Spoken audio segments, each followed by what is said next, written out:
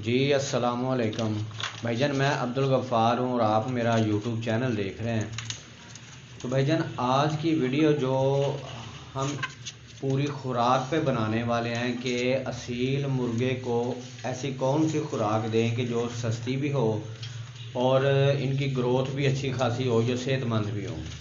आप ये मेरे सारे परिंदे देख रहे हैं ना, जितने भी हैं, इनको आप यकीन करें कि जब से पैदा हुए हैं ना, आज 8 माह के तकरीबन हो चुके हैं। तो इनको आज तक मैंने कोई मेडिसिन नहीं दी। ये अल्लाह का करम है कि जो खुराक मैं इनको दे रहा हूँ वो खा रहे हैं और ग्रोथ कर रहे हैं, लेकिन बीमारी से दूर हैं। ये अल्लाह का भी ख़ास करम है इन पर। अब खुराक की बात करने से पहले ना, दो ज़रूरी बातें मैं आपको बताना चाहता हूँ, जो कि भाइयों ने मुझसे कमेंट में पूछा था कि हम अगर बाहर से कोई मुर्गा लेके आए, अगर हमने मुर्गियाँ रखी हुई हैं, तो वो किस तरह से और किस किस्म का लाना चाहिए। तो भाई मेरे, मैं आपको एक अपने तजुर्बे की बात बताता हूँ कि जब आप ख़रीदारी करो ना बच्चों की, चूज़ों की या परिंदों, मुर्गियों की, मुर्गों की, तो आप एक दफ़ा ही किया करें। मसलन आपने चूज़े लिए हैं तो आप कोशिश करें कि आप एक दफ़ा ही उतने ले लें जितने आप रखना चाहते हैं, क्योंकि ये मेरा 3-4 दफ़ा तजर्बा हुआ है कि जब आप बाहर से कोई नया मुर्गा या मुर्गी ला के अपने परिंदों में छोड़ते हैं ना, तो वो बीमारी ज़रूर लेके आता है, वो वायरस ज़रूर फैलाता है। जिस भाई का भी नुकसान हुआ है ना, वो गौर करेगा तो उसे शायद याद आएगा कि यार फ़लाँ वक़्त मैंने एक मुर्गा या मुर्गी साइड से ला के रखे थे। क्योंकि वो SOP पे तो अमल नहीं करते कि उनको ला के उस माहौल में लहदा करके रखें, उनके पास ना रखें कुछ 10-12 दिन, फिर चांस होते हैं कि शायद वो उनमें रह लेता है। लेकिन आजकल जो वक्त जा रहा है ना, इसमें आप यकीन करें कि जब भी आप कोई बाहर से लेके आएंगे ना, तो वो टेंशन पैदा करेगा आपके परिंदों को भी। तो कोशिश ये किया करें कि आप एक दफ़ा ख़रीदारी करें, उनको फिर पालें, उनकी आगे ब्रीड लें, फिर उससे जितने भी आगे ज़्यादा बढ़ा सकते हैं बढ़ा लें।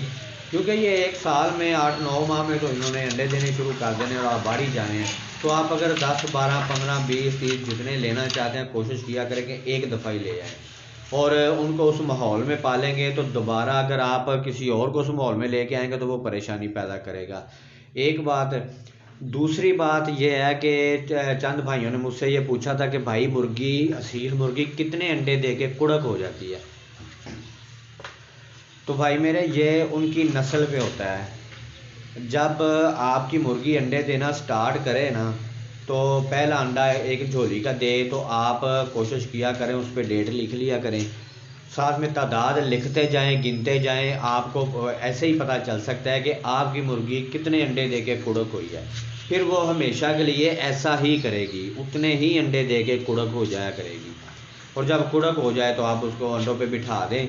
और ये अंडों को बिठाने का भाई ना पूछा था कि किस तरह से बिठाना है, तो वो इंशाल्लाह मैं उस पर भी वीडियो पूरी बनाऊंगा। जब ये कुड़क होगी ना मुर्गी, चंद दिन में हो जाएगी, तो मैं पूरा प्रोसीजर शुरू से लेके बच्चे निकलने तक उनकी वीडियो बना के इंशाल्लाह अपलोड करूँगा।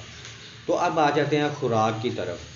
तो भाईजान, जो तो भाई लेके आए ना, चूज़े लेके आने हैं जिन्होंने, वो 1 माह तक ना उनको PS 14 नंबर जो फीड होती है ना, PS यानी कि बारीक दाने, 1 माह तक उनको वो PS खिलाएं। और 1 माह के बाद जितनी फीड हो ना, मसलन कि 1 किलो फीड है तो उसमें 1 किलो बाजरा डाल ले, 1 किलो उसमें मकई का दलिया और 1 किलो गंदम का दलिया डाल के मिक्स कर ले। और फीड चाहे वो PS से बड़ी कर दे 14 नंबर। और इस तरह सारी चीज़ें हम वज़न करके ना, ये चारों चीज़ें, तो वो इनके आगे आप थोड़ा थोड़ा थोड़ा थोड़ा डालें। ये ऐसा करेंगे कि उनमें से थोड़ी बहुत छोड़ दिया करेंगी, नई खुराक है, थोड़ी थोड़ी आप इनको डालेंगे ना, आहिस्ता आहिस्ता ये खाना शुरू कर देंगी।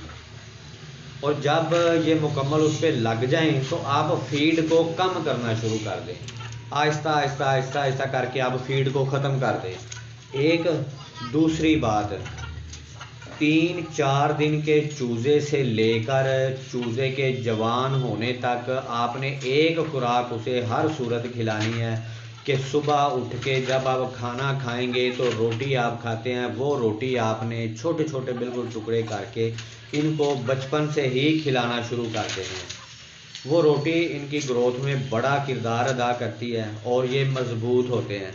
तो यकीन करें, जो मेरा तजुर्बा है, जो मेरे जो चूज़ों के साथ हुआ है कि इंशाल्लाह वो बीमार नहीं होंगे इस खुराक के साथ। आप ये खुराक खिलाते जाएं और फिर आप इनका रिज़ल्ट देखिएगा, इनकी ग्रोथ देखिएगा कि माशाल्लाह से कैसी होती है। और दूसरी जो एक बड़ी इम्पोर्टेंट बात मैं आपसे करना चाह रहा हूँ, वो अपना तजुर्बा शेयर करना चाह रहा हूँ कि जब आप असील के चूज़े लेके आए ना, तो आपने कोशिश ये करनी है कि उन चूज़ों को एक पिंजरे में एक जगह पे इकट्ठा ही रखें, क्योंकि जब आप इनको इकट्ठा रखेंगे तो ये जैसे जैसे बड़े होंगे एक दूसरे के साथ रहना सीख जाएंगे, एक दूसरे के साथ रहेंगे।